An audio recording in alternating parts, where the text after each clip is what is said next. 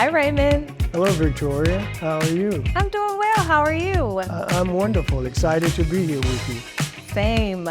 I think that what you have built with this ULDI cohort is a gold mine. And so what was your motivation for starting this program? So the Urban Leadership Development Initiative, or ULDI, was rooted in what, for me, what was an observation of an understanding of leadership that was not serving communities of color well. It seemed to be that we understood leadership to be about authority, to be about position, to be about a selected group of individuals who were our leaders, who were to solve the problems, create the opportunities, and make life better so that inner city neighborhoods could thrive. And that framework seemed to be wholly insufficient for what I saw happening in our communities. And so ULDI was rooted in that belief and that observation on my part, and the interpretation that I made from what I saw in the communities that I love and that shaped and made me. What is your ultimate goal, or what is your ultimate vision for this fellowship? The outcome of it is this network of people who have this shared understanding of leadership, the practice of leadership, who have this shared experience of going through the ULDI cohort and becoming this network of people who support one another, who share and leverage resources so that this one individual who came into a space desiring to see the world a better place suddenly becomes a part of an ecosystem of like-minded people who are all functioning together. That's my best hope for ULDI. What led you to prioritize adaptive leadership as a core component of the fellowship? In 2010 and 2011, I took part in the Advanced Leadership Initiative at Harvard. And one of the things that was a benefit of that is we were able to access certain courses and activities at Harvard. I had the opportunity to participate in the art and practice of leadership. And for me, it was transformative. It was truly an aha moment because it gave me a way to think about how I could deploy myself in service to the things that really matter to me. So, in 9 cohorts, how has ULDI evolved over time? I think it's evolved in response to the time, and then I think the people that were there. So we were, when I was in ULDI for cohort 2, it was a 2-day experience. We had a Friday night and a Saturday all day. And so there was a lot of learning and just connection happening. And as a result, some of my friends were from that cohort, right? And so we went from this 2-day experience to kind of this more intense Saturday experience. So that's one of the ways we evolved. Do you have any significant milestones to share? In terms of milestones, Sharita's cohort was a significant milestone because after the first cohort, I had serious concerns as to whether the experiment was actually going to work. Yeah. Because the first cohort were some really, really brilliant and passionate people, but almost all of them left Baton Rouge either during the course or shortly after the completion. With Sharita's cohort, there was part of the interview was, are you planning to be in Baton Rouge for the next 3 to 5 years? Yeah. All things considered. And so her cohort was a milestone because it was during that that I, along with my partners at that time, Dr. Martin and Chris Tyson, said, okay, there may be something actually here. What advice would you give to other organizations or individuals looking to create a similar cohort, specifically for urban communities? Don't. Don't challenge. No. Because, sometimes our inclination is to do another thing. Yeah. Rather than wondering, how can we build upon what is? Yeah. Sometimes we dilute our actual ability to impact because we tend to think we have to do our own thing. Yeah. Rather than, so we're certainly open to conversations about how we can expand and multiply the impact of ULDI. But if somebody is just determined to create something, I think it has to be rooted in the opportunities and challenges that people really face in communities. Yeah. Hey, Sharita, how are you today? Hey, I'm good. I'm really good. Well, first of all, let's dive right into it. Tell us about, I know I had a great experience being in the cohort of ULDI. How was your experience during your time? I've said this before, but in a word, a hyphenated word, it was life-changing.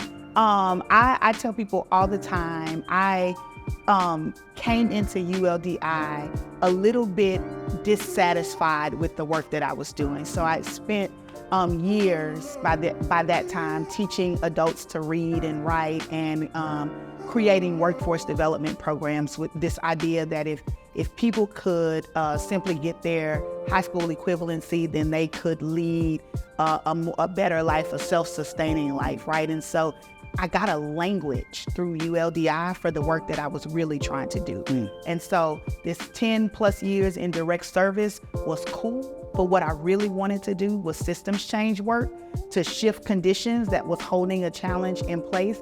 And I had no idea that was even a thing before I came to ULDI. And I remember when I read the adaptive leadership, like the introduction, it was all highlighted like completely crazy. And I like it was just like a whole world had opened up for me. And that feeling repeated itself for all the sessions.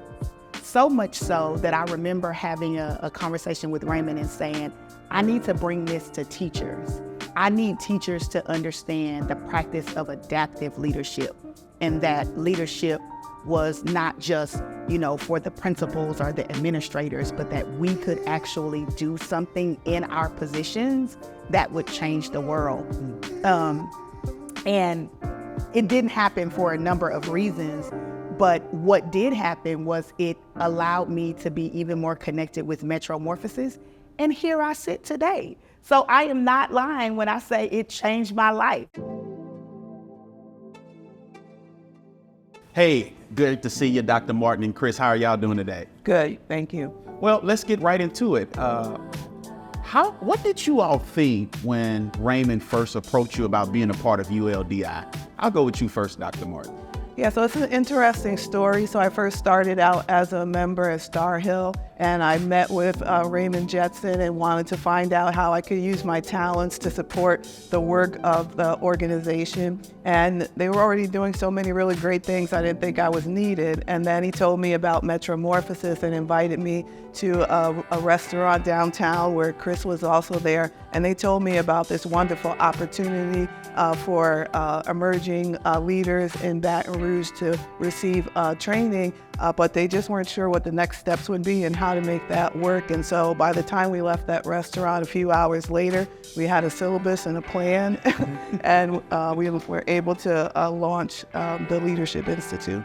The first thing I thought about was, when we first had a conversation, was this was going to be yet another gift from Raymond to the Baton Rouge community. Another gem and another jewel for us to use to grow and to be better as a community and be better for our community. I thought that as a scholar as well, that Baton Rouge is a place that deserves thought leadership, right? And that requires having space to interrogate and deliberate and explore all of this community. And all of this community isn't always treated in that way. And so understanding, the full experience of life in Baton Rouge, across the racial line, across the class line, across the geographic divisions that exist, and curating a space to be thoughtful about that, to be critical about that, critical of the many forces that impact those dynamics, and critical of ourselves and how we intervene and what kind of leadership are we providing. Sharita and Chris, reflecting on ULDI, what are you most proud of?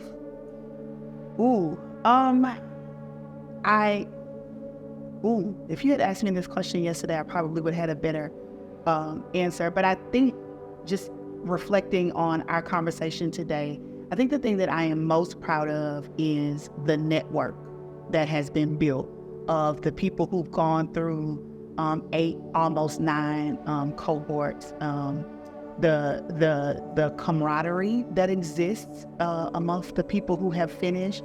But it's more than colleagues or resources in the work, right? As I stated, I've made friends through ULDI. Very simply, that it's still going, that it's still strong, that there is a future. There's another decade of people to come into this kind of a space, and I think grow with others, and grow in a way that I think benefits this city. Baton Rouge deserves this. It deserves this space, and I'm proud to see that it is a bolder vision than when it was initially conceived. Dr. Martin, what would you say when you reflect on this amazing work and this amazing fellowship? What are you most proud of? I'm most proud of walking into spaces in the community and seeing folks that have been through the Institute and that they're still doing the work. So people who were, in cohort 1 or cohort 2 are now on a panel with me, and we're talking about housing issues, for example, in the city of Baton Rouge. Folks are leading faith-based institutions now. They're working with elected officials. So just knowing that folks that go through the fellowship are still doing the work, and they weren't just in it, for that moment. And it's, as Raymond has said in the past, it wasn't just a moment for them, but they recognize it's part of a movement that's happening here in Baton Rouge, and just glad that I could be a part of it. Raymond, it's interesting to be the founder, for something to be able to be formed in your head, but land in your hand. What are you most proud of when you think about this work?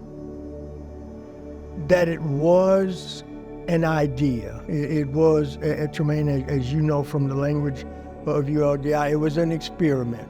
It was an idea that I had.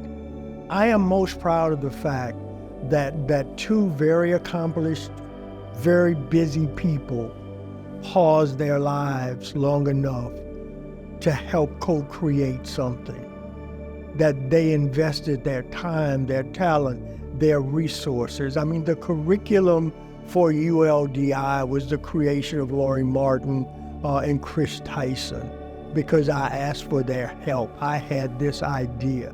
They gave it shape, they gave it life, and they didn't have to do that, and I'm thankful for that. And then Sharita moved from sitting in the cohort to sharing thoughts about it. And so I am proud to be a part of something that people were willing to invest their God-given abilities, their time, their talent, their resources to bring to life. And because they were willing to give, others have the opportunity to benefit. So you guys have just spent time interviewing us, and I thought it would just be cool to ask you about your experience in ULDI. Of course, the whole adaptive leadership model. But I'll never forget when Raymond said, leadership is what you do, not a title that you hold. And so that shifted my perspective of leadership. During that time, of course, I was doing so many things connected to the organization and the work that I do, that he gave me a greater challenge. Trust the people that's in your circle. And so I remember being able to have to relinquish and release to go from selfish to selfless for a bigger mission. Outside of the connections that were made within my cohort, I will just kind of echo what he said, that your position is not enough. And that your personality is also not enough. And so what I've learned here that has been so valuable is learning how to mobilize the right people to do the thing that you were called to do, or the thing that you feel is most important. And then also valuing other people's perspective and not marrying your own, and using that as an experiment to grow.